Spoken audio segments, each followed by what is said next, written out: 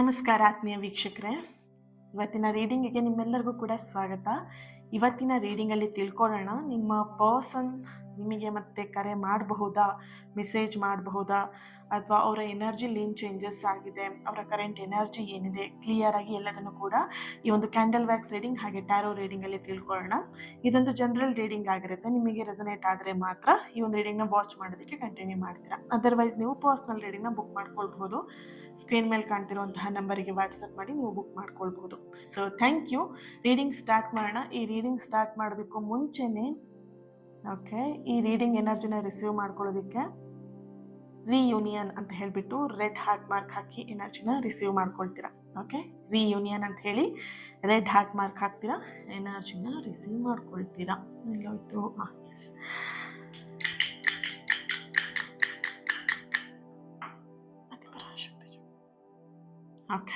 So first of all ಈ reading start ಮಾಡೋದಕ್ಕೂ ಮುಂಚೆನೆ ಏನು ಮಾಡಬೇಕು, ಯಾವಾಗಲೂ ಹೇಳ್ತಾ ಇರ್ತೀನಿ ಅಲ್ವಾ, ಯೂನಿವರ್ಸಿಗೆ ಒಂದು ಬಿಗ್ ಹಾರ್ಟ್ಫುಲ್ಲಿ ಮನಸ್ಸಿಂದ ಥ್ಯಾಂಕ್ ಯುನ ಹೇಳಿ. ಈ ರೀಡಿಂಗ್ ನಿಮ್ಮವರೆಗೆ ತಲುಪಿಸಿದ್ದಾರೆ ಅಂತ ಹೇಳಿದ್ರೆ ನೀವೆಲ್ಲೋ ಒಂದು ಬ್ಲೆಸ್ಡ್, ನೀವೆಲ್ಲೋ ಒಂದು ಕಡೆ ಪುಣ್ಯ ಮಾಡಿದ್ದೀರಾ ಅಂತಲೇ ಹೇಳ್ಬೋದು ಅಲ್ವಾ.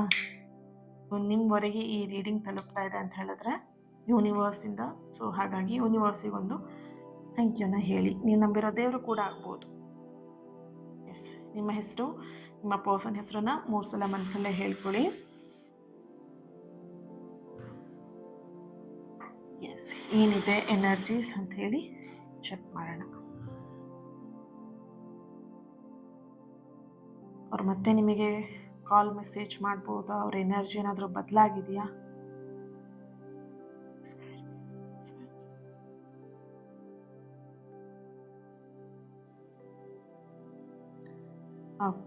ನಿಮ್ಮ ಎನರ್ಜಿಗೆ ಫಸ್ಟ್ ಇಲ್ಲಿ ಎನರ್ಜಿ ಬರ್ತಾ ಇದೆ. ನಿಮ್ಮ ಎನರ್ಜಿ ಕನೆಕ್ಟ್ ಮಾಡಿದಾಗ ಮೊದಲನೇದಾಗಿ ಇಲ್ಲಿ ನಿಮ್ಮ ಮನಸ್ಸಲ್ಲಿ, ನಿಮ್ಮ ಹೃದಯದಲ್ಲಿ ಸಾಕಷ್ಟು ಪ್ರಶ್ನೆಗಳು ಇದೆ. ಅದರಲ್ಲಿ ಮೇನ್ ಇಂಪಾರ್ಟೆಂಟ್ ಆಗಿರುವಂತಹ ಪ್ರಶ್ನೆ ಏನು ಅಂತ ಹೇಳಿದ್ರೆ, ಅವರು ಸೈಲೆಂಟ್ ಆಗಿದ್ದಾರಲ್ವ, ಈ ಥರ ಸೈಲೆಂಟ್ ಆಗಿರೋದಕ್ಕೆ ಏನು ಕಾರಣ, ಇದರ ಹಿಂದೆ ಏನಿದೆ, ಈ ಒಂದು ಅವರ ಸೈಲೆನ್ಸ್ ಹಿಂದೆ ಏನಿದೆ ಅನ್ನೋದನ್ನ ನಿಮಗೆ ತಿಳ್ಕೊಳ್ಳುವಂತಹ ಕುತೂಹಲ ಜಾಸ್ತಿ ಇದೆ ನಿಮಗೆ. ಇಲ್ಲಿ ಈ ಥರದ ಸೈಲೆನ್ಸ್ ಅನ್ನುವಂಥದ್ದು ಯಾವಾಗಲೂ ನಿಮ್ಮಿಬ್ಬರ ಮಧ್ಯೆ ಬರ್ತಿತ್ತು. ಬಟ್ ಈ ಸಲ ನಿಮ್ಮ ಒಂದು ರಿಲೇಶನ್ಶಿಪ್ಪಲ್ಲಿ ಏನು ಮನಸ್ತಾಪ ಬಂದಿದೆ, ಇದೆಲ್ಲೋ ಒಂದು ಕಡೆ ತುಂಬಾನೇ ಅತಿರೇಕಕ್ಕೆ ಹೋಗಿರುವಂತಹ ಒಂದು ಎನರ್ಜಿ ಇದೆ.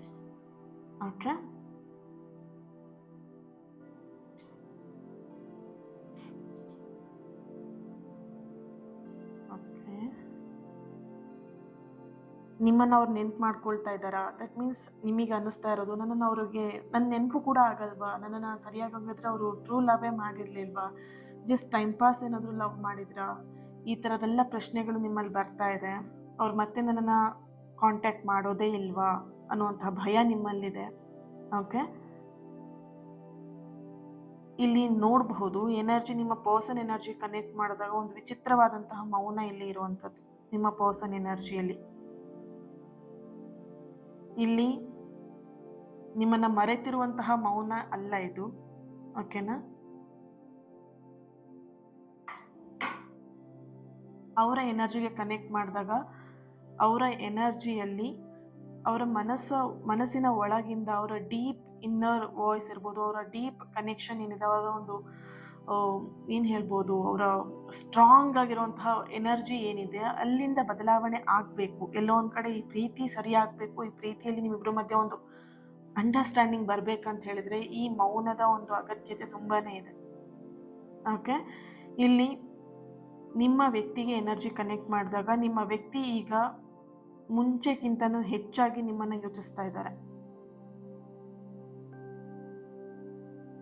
ಯಾಕೆ ಹಾಗಾದ್ರೆ ಅವ್ರು ನಿಮಗೆ ಕಾಂಟ್ಯಾಕ್ಟ್ ಮಾಡ್ತಾ ಇಲ್ಲ? ನಿಮ್ಮ ಯೋಚನೆಗಳು ಇದ್ದಾಗ ಅವ್ರು ಯಾಕೆ ನಿಮ್ಮನ್ನು ಕಾಂಟ್ಯಾಕ್ಟ್ ಮಾಡ್ತಿಲ್ಲ? ನಿಮ್ಮ ಮೇಲೆ ಪ್ರೀತಿ ಇದ್ದಾಗ ಯಾಕೆ ಅವ್ರು ನಿಮಗೆ ಕಾಂಟ್ಯಾಕ್ಟ್ ಮಾಡ್ತಿಲ್ಲ? ಇಲ್ಲಿ ನೋಡಬಹುದು, ಅವರಿಂದ ಕೆಲವೊಂದಷ್ಟು ವಿಷಯಗಳಲ್ಲಿ ಅವರಿಂದ ಮಿಸ್ಟೇಕ್ಗಳು ಆಗಿದೆ. ಆ್ಯಂಡ್ ಕೆಲವೊಂದು ವಿಷಯಗಳನ್ನ ನಿಮ್ಮ ವಿಷಯದಲ್ಲಿ, ಪರ್ಸ್ನಲಿ ನಿಮ್ಮ ವಿಷಯದಲ್ಲಿ ಅವರು ಕೆಲವೊಂದು ವಿಷಯಗಳನ್ನ ಲೈಟಾಗಿ ತಗೊಂಡಿದ್ದಾರೆ. ಇಲ್ಲಿ ಹಾಗಾದ್ರೆ ಅವ್ರು ನನ್ನನ್ನು ಟ್ರೂ ಲವ್ ಮಾಡಿರ್ಲಿಲ್ವಾ ಅಂತ ನಿಮ್ಮ ಪ್ರಶ್ನೆ ಇದ್ರೆ, ಇಲ್ಲಿ ಟ್ರೂ ಲವ್ ಅನ್ನೋ ವಿಷಯದಲ್ಲಿ ಅವರು ಅಷ್ಟೊಂದು ಸೀರಿಯಸ್ನೆಸ್ ಇರಲಿಲ್ಲ. ಟ್ರೂ ಲವ್ ಅನ್ನೋದಕ್ಕಿಂತ ಟ್ರೂ ಲವ್ ಬೇರೆ, ಲವ್ವಲ್ಲಿ ಸೀರಿಯಸ್ನೆಸ್ ಇರೋದು ಬೇರೆ. ಸೊ ಇಲ್ಲಿ ನಿಮ್ಮ ಪರ್ಸನ್ ಎರಡನೇದು ಅಂದರೆ ಅವರು ಸೀರಿಯಸ್ನೆಸ್ ಅನ್ನುವಂಥದ್ದು ಇರಲಿಲ್ಲ ಈ ಪ್ರೀತಿಯಲ್ಲಿ, ನಿಮ್ಮ ವಿಷಯದಲ್ಲಿ. ಅಥವಾ ಈ ನೋಡಿ ಸ್ಮೋಕ್ ಬರ್ತಾ ಇದೆ ಆ್ಯಂಡ್ ಎಲ್ಲೋ ಒಂದು ಕಡೆ ಸೈನ್ ನಿಮಗೆ ಸಿಗ್ತಾ ಇರುವಂಥದ್ದು. ಈ ಒಂದು ರಿಲೇಷನ್ಶಿಪ್ ನಿಮ್ಮ ವಿಷಯದಲ್ಲಿ ಒಂದು ಸೀರಿಯಸ್ನೆಸ್ ಇರಲಿಲ್ಲ. ನಿಮ್ಮ ಪ್ರೀತಿ ಇರಬಹುದು, ನಿಮ್ಮ ಒಂದು ವಿಷಯದಲ್ಲಿ ಪ್ರತಿಯೊಂದು ವಿಷಯದಲ್ಲೂ ಅವರು ಲೈಟಾಗಿ ತೊಗೊಂಡಿದ್ರು. ಓಕೆ. ಆ್ಯಂಡ್ ನಿಮ್ಮ ಭಾವನೆಗಳನ್ನು ಕೂಡ ಸರಿಯಾಗಿ ಅರ್ಥ ಮಾಡ್ಕೊಂಡಿರಲಿಲ್ಲ. ನೀವು ಹೇಳ್ತಾ ಇದ್ರಿ, 1000 ಸಲ ಅವ್ರಿಗೆ ಹೇಳಿದ್ದೀರಾ, 1000 ಸಲ ಅವ್ರ ಹತ್ರ ಜಗಳ ಮಾಡಿದ್ದೀರಾ ಒಂದೇ ವಿಷಯಕ್ಕೆ. ಬಟ್ ಅವ್ರು ಅದನ್ನು ಅರ್ಥ ಮಾಡ್ಕೊಳ್ತಿರ್ಲಿಲ್ಲ. ಅವ್ರಿಗೆ ಏನು ಬೇಕು ಅದನ್ನೇ ಮಾಡ್ತಿದ್ರು. ನೀವು ಹೇಳಿದನ್ನೆಲ್ಲ ಕೇಳಿಸ್ಕೊಳ್ತಿದ್ರು, ಅವ್ರಿಗೆ ಏನು ಬೇಕು ಲಾಸ್ಟಿಗೆ ಅದನ್ನೇ ಮಾಡ್ತಿದ್ರು. ಓಕೆ. ಸೊ ಎಸ್, ನೋಡೋಣ ಈ ರೀಡಿಂಗ್ ಯಾರೆಲ್ಲ ನೋಡ್ತಾ ಇದ್ದಾರೆ. J letter, G letter, K letter, V letter, Y letter, D letter, B letter,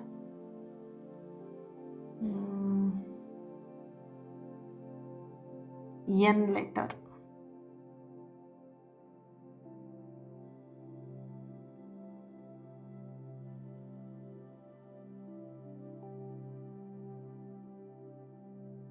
okay.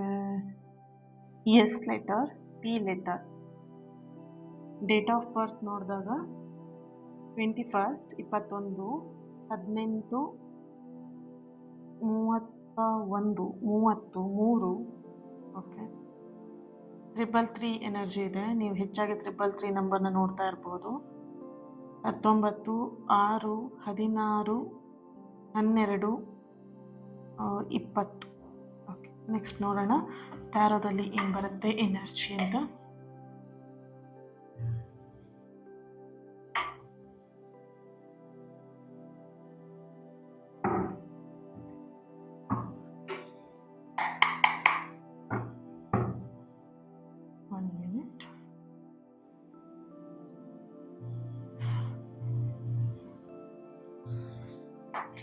S, ಕೆಲವೊಂದು ಜನ ಕೇಳ್ತಾ ಇದ್ದೀರಾ ಇನ್ನೊಂದು ಚಾನಲ್ ಹೆಸರು ಏನು ಮ್ಯಾಮ್ ಅಂತ ಹೇಳಿ. ಆಲ್ರೆಡಿ ನಾನು ಹೇಳಿದ್ದೀನಿ, ಇದೇ ಸೇಮ್ ಹೆಸರೇ ಇದೆ, ಬಿಲಿವಾ ಫ್ರಮ್ ಟ್ಯಾರೋಟ್ 333 ಅಂತ ಇದೆ. ಓಕೆ. ಅಲ್ಲೂ ಕೂಡ ಮಾರ್ನಿಂಗ್ ನಿಮಗೆ ರೀಡಿಂಗ್ಸ್ ಬರ್ತಾ ಇರುತ್ತೆ. ಸೊ ಅಲ್ಲೂ ಚೆಕ್ ಮಾಡಿ ನಿಮ್ಮ ಎನರ್ಜಿನ ಅಲ್ಲೂ ಕೂಡ ರಿಸೀವ್ ಮಾಡ್ಕೊಳ್ಬಹುದು. ವಾವ್, ಕಾರ್ಡ್ಸ್ ಹೇಗೆ ಬಂತು ನೋಡಿ.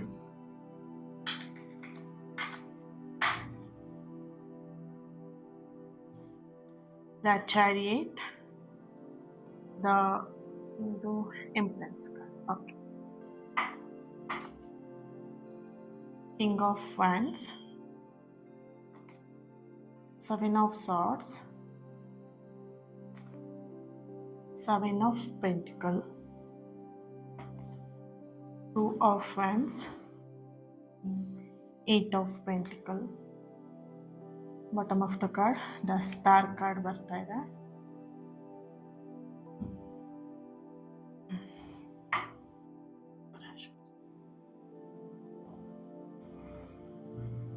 ರೈಟ್. ಎಸ್, ಇಲ್ಲಿ ನಿಮ್ಮ ಪರ್ಸನ್ ಎನರ್ಜಿಗೆ ಕನೆಕ್ಟ್ ಮಾಡಿದಾಗ ಮೊದಲನೇದಾಗಿ ಬರ್ತಿರುವಂತಹ ಎನರ್ಜಿ ಇಲ್ಲಿ ಕ್ಯಾಂಡಲ್ ಬ್ಯಾಗ್ಸಲ್ಲಿ ಏನಿತ್ತು ಅದೇ ಸೇಮ್ ಇಲ್ಲಿ ಟ್ಯಾರೋ ರೀಡಿಂಗಲ್ಲೂ ಕೂಡ ಎನರ್ಜಿ ಮುಂದುವರಿತಾ ಇರುವಂಥದ್ದು.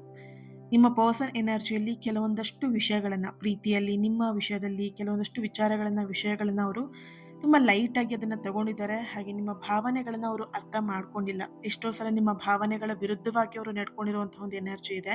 ಆ್ಯಂಡ್ ಇಲ್ಲಿ ನೀವು ಎಷ್ಟು ನೋವನ್ನು ಅನುಭವಿಸ್ತಾ ಇದ್ದೀರಾ ಅಂತ ಹೇಳಿ ಅವ್ರಿಗೆ ಅರ್ಥ ಆಗದೇನೆ, ತಿಳಿಯದೇನೆ ಒಂದಷ್ಟು ನಿರ್ಧಾರಗಳನ್ನು ಕೂಡ ತಗೊಂಡಿದ್ದಾರೆ. ಅಂದರೆ ನೀವು ಹೇಳಿರುವಂತಹ ಪ್ರತಿಯೊಂದು ಮಾತುಗಳನ್ನು ಕೇಳಿಸ್ಕೊಂಡು ನಿಮ್ಮ ವಿರುದ್ಧವಾಗಿ ಕೆಲವೊಂದು ನಿರ್ಧಾರಗಳನ್ನು ತಗೊಂಡು ಎಲ್ಲೋ ಒಂದು ಕಡೆ ನಿಮಗೆ ಹರ್ಟ್ ಮಾಡಿರುವಂಥದ್ದು, ಮನಸ್ಸಿಗೆ ಬೇಜಾರು ಮಾಡಿರುವಂಥದ್ದು ಇಲ್ಲಿ ಕಾಣಿಸ್ತಾ ಇದೆ. ಅದರ ಏನು ನಿಮ್ಮ ಮನಸ್ಸಿಗೆ ಏನು ಅವರು ನೋವು ಕೊಟ್ಟಿದ್ದಾರಲ್ವಾ, ಅದರ ಪ್ರತಿಫಲ ಅವ್ರು ಇವಾಗ ಈ ಪರಿಸ್ಥಿತಿ ಅವರಿಗೆ ಬದಲಾಗಿದೆ. ಯಾವ ರೀತಿಯಾಗಿ ಬದಲಾಗಿದೆ ಅಂದರೆ ಇಲ್ಲಿ ಕಾರ್ಡ್ಸ್ಗಳ ಎನರ್ಜಿಲಿ ನೋಡಿದಾಗ ಅವರ ಒಂದು ಲೈಫಲ್ಲಿ ಕೆಲವೊಂದಷ್ಟು ಘಟನೆಗಳನ್ನು ಅನುಭವಿಸಿದ್ದಾರೆ. ಯಾವುದ್ರ ವಿಷಯದಲ್ಲಿ ಅಂತ ಹೇಳಿದ್ರೆ, ನಿಮ್ಮ ಮನಸ್ಸಿಗೆ ಏನು ನೋವು ಮಾಡಿದ್ದಾರೆ, ನೀವೆಲ್ಲೋ ಒಂದು ಕಡೆ ಆ ನೋವನ್ನು ಇಟ್ಕೊಂಡು ಕಣ್ಣೀರು ಹಾಕಿದ್ದೀರಾ. ಇಲ್ಲಿ ಹುಡುಗನೂ ಆಗಿರ್ಬೋದು, ಹುಡುಗಿನೂ ಆಗಿರಬಹುದು, ಸರಿನಾ. ಇಲ್ಲಿ ಕೆಲವೊಂದು ಸಲ ಹೇಳ್ತಾರಲ್ವಾ, ಹೆಣ್ಮಕ್ಳಿಗೆ ಕಣ್ಣೀರು ಹಾಕಿಸ್ಬಾರ್ದು, ಹೆಣ್ಮಕ್ಳು ಶಾಪ ಅಂತ ಹೇಳ್ಬಿಟ್ಟು. ಇದು ಕೇವಲ ಹೆಣ್ಮಕ್ಳಿಗೆ ಮಾತ್ರ ಅಲ್ಲ, ಗಂಡು ಮಕ್ಳಿಗೂ ಕೂಡ ಇರುತ್ತೆ. ಗಂಡು ಮಕ್ಕಳು ಕೂಡ ಮನುಷ್ಯರೇ. ಗಂಡು ಮಕ್ಕಳು ಅಂದ ತಕ್ಷಣ ಅವರಿಗೆ ಭಾವನೆ ಇಲ್ಲ, ಏನೂ ಇಲ್ಲ ಅಂತ ಹೇಳೋದಕ್ಕಾಗಲ್ಲ. ಬರೀ ಹೆಣ್ಮಕ್ಳಿಗೆ ಮಾತ್ರ ಫೀಲಿಂಗ್ಸ್ ಇರುತ್ತೆ ಅಂತಲೂ ಹೇಳೋದಕ್ಕಾಗಲ್ಲ ಅಲ್ವಾ. ಇಬ್ಬರೂ ಕೂಡ ಮನುಷ್ಯರೇ ಆಗಿರ್ತಾರೆ, ಗಂಡಾಗಿರಲಿ ಹೆಣ್ಣಾಗಿರಲಿ ಇಬ್ಬರಿಗೂ ಕೂಡ ಭಾವನೆಗಳಿರುತ್ತೆ. ಇಲ್ಲಿ ನಿಮ್ಮ ಪರ್ಸನ್ ಹುಡುಗಿನೂ ಆಗಿರ್ಬೋದು, ಹುಡುಗನೂ ಆಗಿರ್ಬೋದು. ಇಲ್ಲಿ ನೋಡಿದಾಗ ಎನರ್ಜಿ ಒಬ್ರಿಗೊಬ್ರಿಗೆ ಮನಸ್ಸಿಗೆ ತುಂಬ ಹರ್ಟ್ ಮಾಡಿ, ಬೇಜಾರು ಮಾಡಿ ಆ್ಯಂಡ್ ನೋವು ಕೊಟ್ಟಿರುವಂತಹ ಎನರ್ಜಿ ಇದೆ. ಆ ನೋವು ಏನಿದೆ, ಆ ಕೊಟ್ಟಂತಹ ಕಣ್ಣೀರು, ಕೊಟ್ಟಂತಹ ನೋವು ಪ್ರತಿಫಲವಾಗಿ ನಿಮ್ಮ ಪರ್ಸನಿಗೆ ಅದು ರಿಟರ್ನ್ ಆಗಿ ಸಿಕ್ಕಿರುವಂಥದ್ದು. ಅವರ ಒಂದು ಲೈಫಲ್ಲಿ ಕೆಲವೊಂದಷ್ಟು ಬೇಡದೇ ಇರುವಂತಹ ನೆಗೆಟಿವ್ ಘಟನೆಗಳು ಆಗಿದೆ. ಇಲ್ಲಿ ನೋಡಬಹುದು ನಿಮ್ಮ ಪರ್ಸನ್ ಎನರ್ಜಿಯಲ್ಲಿ ಅವರು ಕೆಲಸವನ್ನ ಕೂಡ ಕಳ್ಕೊಂಡಿರಬಹುದು ಅಥವಾ ಕೆಲಸ ಮಾಡೋದಕ್ಕೆ ಅವ್ರಿಗೆ ಇಂಟ್ರೆಸ್ಟ್ ಆಗ್ತಾ ಇಲ್ಲ.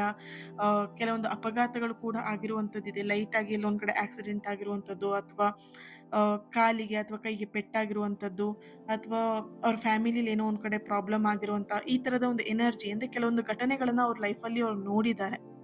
ಸರಿನಾ? ಆ ಒಂದು ಪಾಠದಿಂದ ಅಂದ್ರೆ ಆ ಒಂದು ಅನುಭವದಿಂದ ಅವ್ರೇನ್ ಮಾಡಿದ್ದಾರೆ ಅಂತ ಹೇಳಿದ್ರೆ ದೊಡ್ಡ ಪಾಠವನ್ನ ಕಲ್ತಿದ್ದಾರೆ. ಅವ್ರಿಗೆ ಅರ್ಥ ಕೂಡ ಆಗಿದೆ, ರಿಯಲೈಸೇಷನ್ ಕೂಡ ಆಗಿದೆ. ಈ ವ್ಯಕ್ತಿಗೆ ನಾನು ಮನಸ್ಸಿಗೆ ನೋವು ಕೊಟ್ಟಿದ್ದೀನಿ. ಅದರ ಪ್ರತಿಫಲನೇ ನನಗಿವಾಗ ನೋಡ್ತಾ ಇರುವಂಥದ್ದು ಅಂತ ಹೇಳಿ ಅವ್ರಿಲ್ಲಿ ಫೀಲ್ ಮಾಡ್ತಾ ಇದ್ದಾರೆ. ಆ ಪಾಠವನ್ನ ಕಲ್ತು ಅವರಿಗೆ ಆ ಒಂದು ಎನರ್ಜಿನ ಅವ್ರಿಲ್ಲಿ ಫೀಲ್ ಮಾಡಿದ್ದಾರೆ. ಹಾಗೆ ಇಲ್ಲಿ ನಿಮ್ಮನ್ನ ನೆನಪು ಮಾಡ್ಕೊಳ್ತಿದ್ದ ಅವರಿಗೆ ನಿಮ್ಮ ನೆನಪು ಕಾಡ್ತಾ ಇದೆಯಾ ಅಂತ ಹೇಳಿದಾಗ ಖಂಡಿತ ನಿಮ್ಮ ನೆನಪು ಅವರಿಗೆ ಕೇವಲ ವ್ಯಕ್ತಿ ತರ ಇಲ್ಲಿ ಕಾಣಿಸ್ತಾ ಇಲ್ಲ. ನೀವೊಂದು ಅಮೂಲ್ಯವಾಗಿರುವಂತಹ ವ್ಯಕ್ತಿ.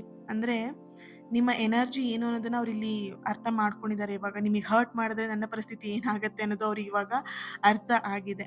ಓಕೆನಾ? ಇಲ್ಲಿ ನಿಮ್ಮ ಒಂದು ಉಪಸ್ಥಿತಿ ಆಗಿರ್ಬೋದು, ನಿಮ್ಮ ಒಂದು ಎನರ್ಜಿನ ಅವ್ರಿಲ್ಲಿ ಆ ತುಂಬಾನೇ ಏನ್ ಹೇಳ್ಬೋದು ನೆಕ್ಸ್ಟ್ ಲೆವೆಲ್ ಅಲ್ಲಿ ಒಂದು ಹೈ ಎನರ್ಜಿಲಿ ಅವ್ರಿಲ್ಲಿ ನೋಡ್ತಾ ಇದ್ದಾರೆ. ಮುಂಚೆ ಇದ್ದಂತಹ ವ್ಯಕ್ತಿಗೂ ಈಗ ಇದ್ದಂತಹ ವ್ಯಕ್ತಿಗೂ ತುಂಬಾನೇ ವ್ಯತ್ಯಾಸಗಳು ಆಗಿದೆ. ಮುಂಚೆ ನಿಮ್ಮ ಮಾತಂತ ಹೇಳಿದ್ರೆ ಕೇವಲವಾಗಿತ್ತು. ಇವಾಗ ನಿಮ್ಮ ಮಾತಂತ ಹೇಳಿದ್ರೆ ಒಂದು ವೇದ ವಾಕ್ಯ ತರ ಇಲ್ಲಿ ಬದಲಾಗ್ತಾ ಇರುವಂತಹ ಒಂದು ಎನರ್ಜಿ ಇದೆ. ಇಲ್ಲಿ ಅವರಿಗೆ ಫೀಲ್ ಆಗ್ತಾ ಇದೆ, ನಾನು ಕಳ್ಕೊಂಡಂತಹ ವ್ಯಕ್ತಿ ಕೇವಲ ವ್ಯಕ್ತಿ ಆಗಿರ್ಲಿಲ್ಲ.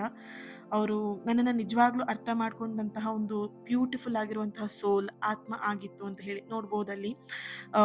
ದ ಎಂಪ್ರೆನ್ಸ್ ಕಾರ್ಡ್ ಇದೆ ಅಲ್ವಾ? ಆ ಒಂದು ಪ್ರೀತಿಯಲ್ಲಿ ನಿಮ್ಮ ಒಂದು ಪ್ರೀತಿಯಲ್ಲಿ ಅವ್ರೇನು ಫೀಲ್ ಮಾಡ್ತಿದ್ದಾರೆ ಅಂತ ಹೇಳಿದ್ರೆ ತಾಯಿ ಪ್ರೀತಿಯನ್ನ ಇಲ್ಲಿ ಫೀಲ್ ಮಾಡ್ತಾ ಇದ್ದಾರೆ. ತಾಯಿ ಪ್ರೀತಿ ಅಂತ ಹೇಳಿದಾಗ ಯಾವುದೇ ರೀತಿ ಅದರಲ್ಲಿ ದೋಷ ಇರಲ್ಲ, ಯಾವುದೇ ರೀತಿಯಾದಂಥ ಮೋಸ ಇರಲ್ಲ, ಯಾವುದೇ ರೀತಿಯಾದಂಥ ಒಂದು ಇಂಟೆನ್ಷನ್ ಇರಲ್ಲ ರಿಟರ್ನ್ ನನಗೆ ಸಿಗ್ಲಿ ಅನ್ನುವಂಥದ್ದು. ತಾಯಿ ಪ್ರೀತಿ ಹಾಗೇನೆ ಅಲ್ವಾ? ಮಕ್ಕಳು ನೋಡ್ಕೊಂಡ್ಲಿ ಅಂತ ಹೇಳಿ ಯಾವ ಯಾವ ತಾಯಿನೂ ಪ್ರೀತಿನೂ ಕೊಡೋದಿಲ್ಲ ಆ ಥರ. ಅಥವಾ ಪ್ರಮಾಣ ಮಾಡಿ ಪ್ರೀತಿ ಕೊಡೋದಿಲ್ಲ. ಅಂದ್ರೆ ಇಷ್ಟೇ ಕೊಡಬೇಕು, ಇಷ್ಟೇ ಪ್ರೀತಿ ಮಾಡಬೇಕು, ಇಂತಿಷ್ಟೇ ಕೊಡಬೇಕು ಅನ್ನೋಂಥದ್ದೇನೂ ಇರಲ್ಲ ಅಲ್ವಾ? ಅನ್‌ಕಂಡೀಷನಲ್ ಲವ್ ಇರುತ್ತೆ. ಸೊ ಹಾಗೇನೆ ಇಲ್ಲಿ ನೋಡಬಹುದು ನಿಮ್ಮ ಪರ್ಸನ್ ಎನರ್ಜಿಲಿ ಈ ತರದ ಒಂದು ಫೀಲಿಂಗ್‌ನ ನಿಮ್ಮ ವಿಷಯದಲ್ಲಿ ಮಾಡ್ತಾ ಇದ್ದಾರೆ. ಹಾಗೇನೆ ಅವರಲ್ಲಿ ಒಂದು ಪಶ್ಚಾತ್ತಾಪದ ಒಂದು ಎನರ್ಜಿ, ಆ ಶಕ್ತಿ ತುಂಬಾನೇ ಎದ್ದು ಕಾಣಿಸ್ತಾ ಇರುವಂಥದ್ದು.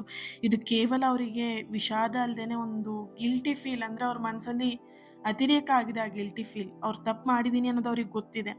ಅದನ್ನ ಎಲ್ಲೋ ಒಂದ್ ಕಡೆ ಅವರಿಗೆ ಒಪ್ಕೊಳ್ಳೋದಿಕ್ಕೆ ಕಷ್ಟ ಇದೆ. ಒಪ್ಕೊಂಡ್ರು ಕೂಡ ನೀವ್ ಯಾವ ರೀತಿ ರಿಯಾಕ್ಟ್ ಮಾಡ್ಬೋದು ಅನ್ನೋಂಥ ಭಯ ಇದೆ. ಇಲ್ಲಿ ನಿಮ್ಮಿಬ್ರ ಮಧ್ಯ ಈ ಒಂದು ಮೌನ ಈಗ ಅನ್ನಿಸ್ಬೋದು ನಿಮಗೆ, ಇಷ್ಟು ನನಗೆ ಪ್ರೀತಿ ಇದ್ರು, ಇಷ್ಟೆಲ್ಲ ಕಾಳಜಿ ಇದ್ರು, ಯಾಕೆ ನನ್ನ ಜೊತೆ ಮಾತಾಡ್ತಿಲ್ಲ ಅಂತ ನಿಮ್ ಪ್ರಶ್ನೆ ಬರ್ಬೋದು ಮನಸ್ಸಲ್ಲಿ.